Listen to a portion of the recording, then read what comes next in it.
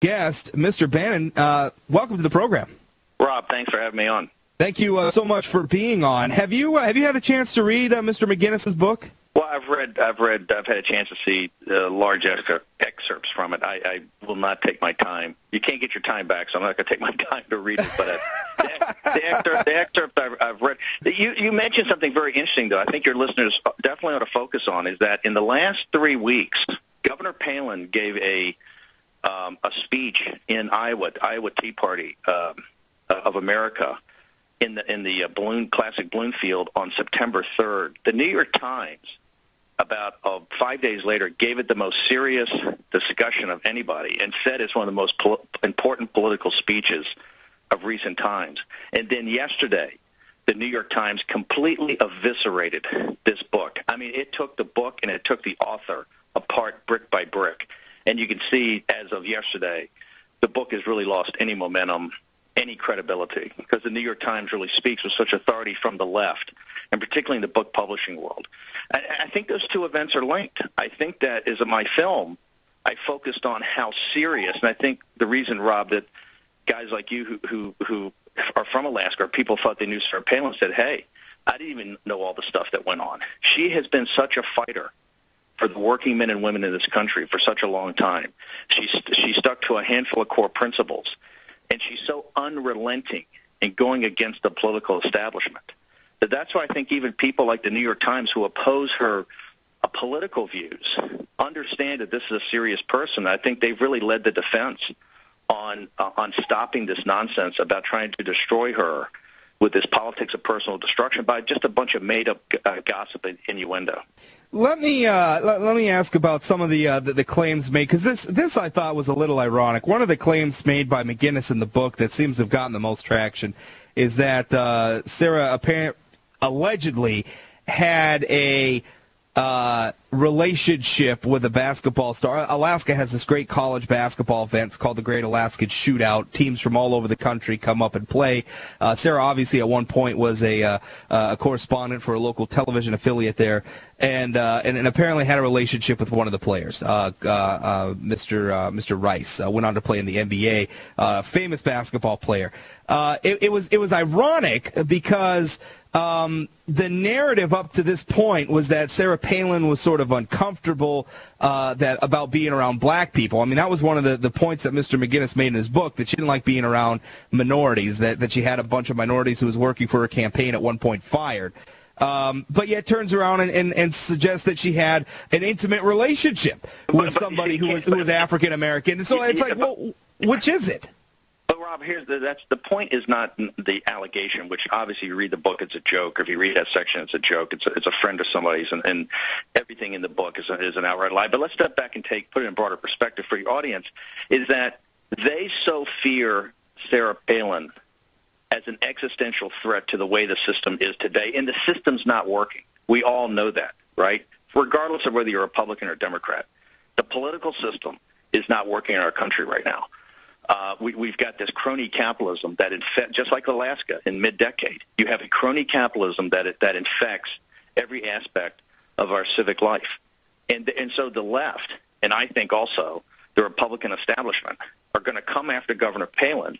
And your point is, hey, one day they say one thing, the next day they say the next thing. They will use any tool. And McGinniss here is just an instrument. He's not he's just a guy that I think's gone off the rails many years ago. But they're going to attack Governor Palin from maybe any aspect they can do, and they'll just make it up. I mean, I think today that the gentleman who has allegedly had an affair with her, Todd's business party, has actually put it as a statement and said it's a categorical lie. And so they'll just make stuff out of whole cloth. So even to look at these things individually, I think, is to buy into the logic of how they're just trying to. These are smears. All they are is outright smears. And the left, and I believe the establishment, is just going to continue to try to throw up stuff. One day she's Bible Spice. She's a Christianist, dominionism, wants to turn this into a Christian theocracy. And the next is that she's a libertine.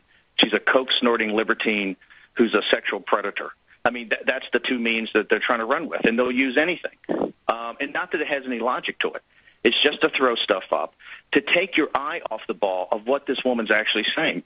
I keep telling people, and that's why the film, I think it's up on pay-per-view and VOD now. It's coming out in video on October 4th. But the reason the film's had such an impact is when people actually stop and look at Governor Palin's record of accomplishment. And if they go back and look at her Facebook postings over the last year and listen to her speeches, they will see somebody that's quite frankly got a much more thought-through governing philosophy than Mitt Romney or Governor Perry or Michelle Bachmann. I mean, this is a serious politician that talks about things that can be achieved. So I think you're seeing the left, and I think you're seeing the Republican establishment trying to throw up every type of smear on her to try to take people's eye off the ball. Let me add this, because I had a personal interaction with Mr. McGinniss. Like I said, I'm originally from Wasilla, moved down, adopted the great state of North Dakota now as my home. But, and Alaska in a lot of ways is always my home, too. And we had, my father was an Alaska state trooper. We knew the Heath family, which was Sarah's family. Her maiden name is Heath. Known them for some time. Her father was actually my sister's track coach. He was a teacher too at the Wasilla public school system. There was a sexual molestation scandal, unfortunately, in the school. My father handled the investigation, or parts of it anyway. And Mr. McGinniss got in touch with me trying to get. I tell you what, I'm going to have to save this story till after the break. Mr. Bannon, can you hold on and we'll get more of this. All right. Talking with Stephen Bannon, director for The Undefeated, a film about Sarah Palin on the new biography of her. We're talking about the new biography of her by Joe McGinniss. More coming up straight ahead on the Scott Hennon Show. I'm Rob Port, sitting in. Don't go away.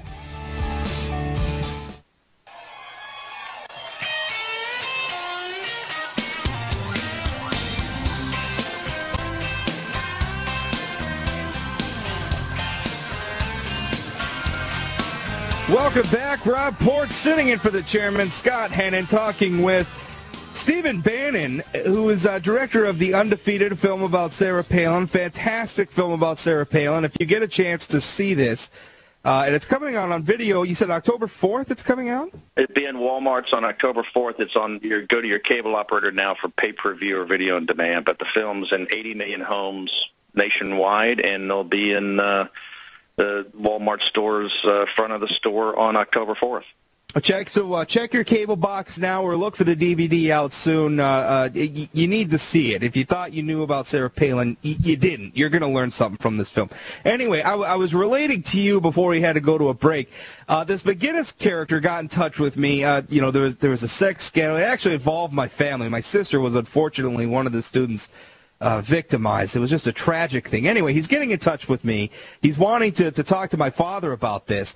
And I basically told him, listen, Sarah Palin was in high school when this happened. We don't feel it has any bearing on her as a person, nor do we think that her father, Chuck Heath, behaved in any wrongful way. As a matter of fact, we still consider him to be a friend, although, we moved away and, we've been distant friend for some long. But, I mean, we don't bear any bad feelings. He then replied to me with this other narrative that he said he got from another source, which implicated both Mr. Heath and my father as essentially being apologists for a pedophile, and said, well, if your father doesn't want to talk with me, this may be the narrative that I have to run with, sort of almost threatening me with this. And I'm thinking to myself, well, if this is the way this guy operates.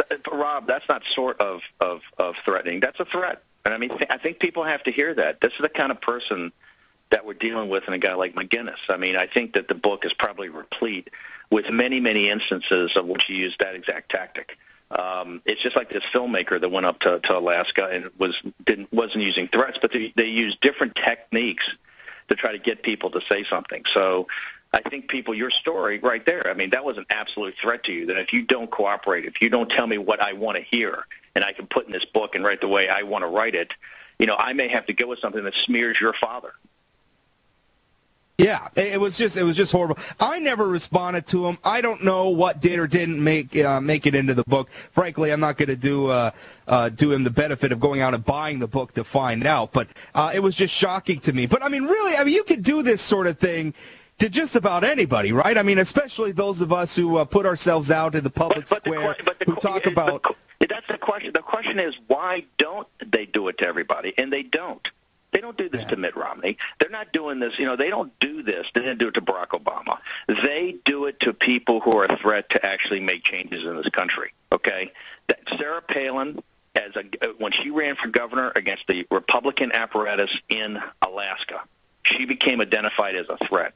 Her time as governor, when she beat a sitting Republican governor coming out of nowhere with no money, and then she actually made dramatic changes in Alaska, she's been identified as a threat to the establishment since then, and that's why they go after her. And they go after her the way they go after her is such viciousness. I mean, the allegations in this book are so vicious simply for the fact that they're trying to throw everything up there and get that to stick in people's mind, at least in the back of their mind. Well, and that's the thing. People are going to hear all about this alleged relationship with some basketball player, which probably isn't even true. I'm going to say it's probably not true at all. They're going to hear about that. But how many people are actually ever going to learn, and thankfully a lot more than would have otherwise, thanks to your film, but are going to learn about the work she did rousting out crony capitalist Republicans, mind you, from the state's oil and gas commission. I mean, who's going to learn about her work? Well, here's the reality. If we want to save this country, look, our country is on the verge of financial implosion.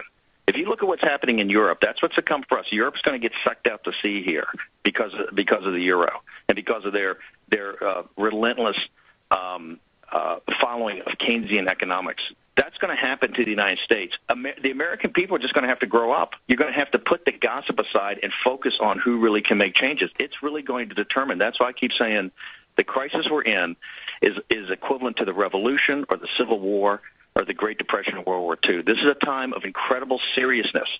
And if the American people can't put away the nonsense and focus on the important, which I believe they can, we always have throughout our history, then we're going to really dig down and find out who are the people who can actually make changes and support those people. I think it's the power of the Tea Party movement.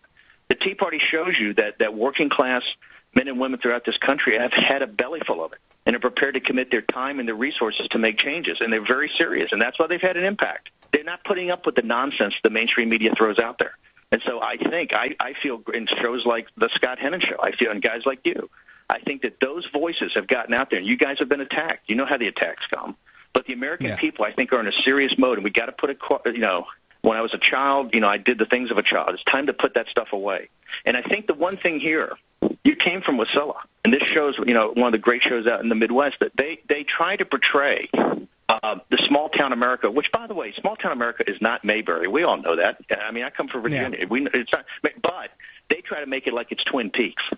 Okay. Yeah, exactly. I want to get to a couple of callers here because they've been waiting patiently on the line. First up, Rob from Atlanta, Georgia. Rob, welcome to the program. You're on with Rob Port and Steve Bannon. What's on your mind? How are you guys, Steve? Rob from Atlanta. Yes, welcome. What's on your mind? Steve, wanted to mention both of you guys. I don't think it can be understated the significance of a business executive with no experience, the man that gave Rush Limbaugh his start in radio, winning a 92-year-old stronghold in New York City with no Tea Party involvement. I mean, the American people get it. The movement is so strong. 2012 is going to make 2010 look like a baby step. And I think people have had it beyond their eyeballs. And when we have an election in 2012, we are going to see a total transformation. And I honestly believe there is no calculation out there where Sarah Palin does not win the presidency. What do you think about that, Steve? Well, I think it's very perceptive. I think that, number one, people ought to look at New York 9. Is that I don't know if I wouldn't say Tea Party involvement, not Tea Party involvement as far as actually boots on the ground, but the spirit of the Tea Party and really the rejection. They're trying to play it up as there was a lot of Orthodox Jews that were against gay marriage, but the reality is, and they were shocked. Sure. Initially, they were calling New York 9 as 51-48. It was really, I think, an 8-point spread. It was just a blowout, and people ought to look at it as the Wisconsin recall and New York 9 are great, and I agree with Rob from Atlanta. Great leading indicators.